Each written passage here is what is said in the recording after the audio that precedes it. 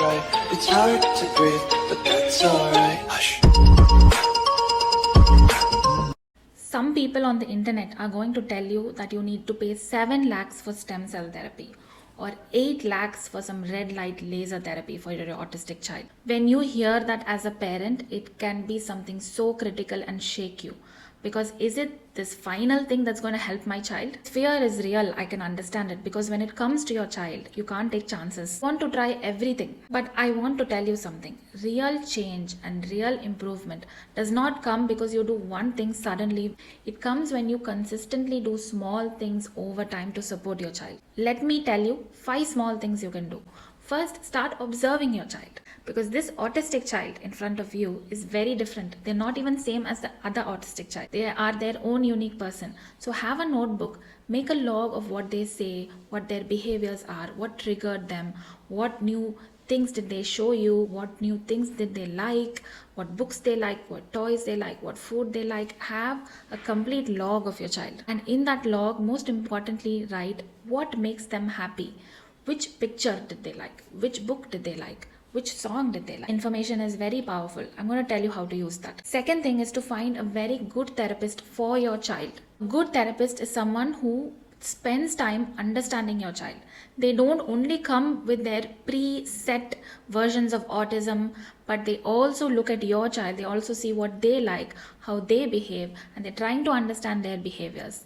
A good therapist is someone who explains to you what they are working on. A good therapist is someone who's going to help you with a home plan of what you can do at home to support your child. Good therapist is someone who gives you the goals that they're currently working on, who tracks the progress of that goals over time. Good therapist is someone who's not just working on verbal language, but is also supporting sensory needs, attention, focus, interest, social language, turn taking, and all of it.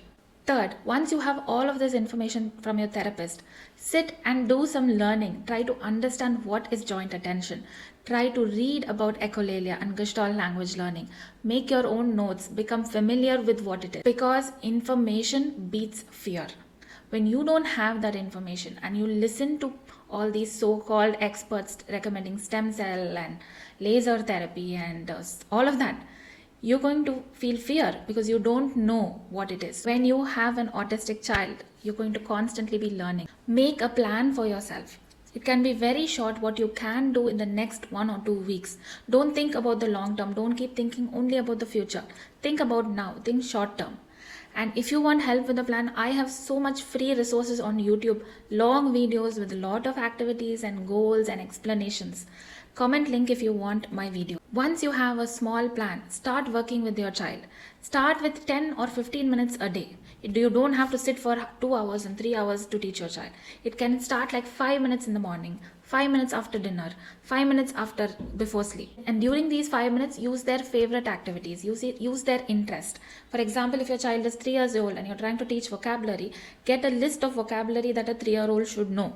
If your child is 5-year-old and you're trying to work on receptive language, get a list of daily functional receptive language commands that I can help my child in follow. Stick this list around your house and repeat it over the month.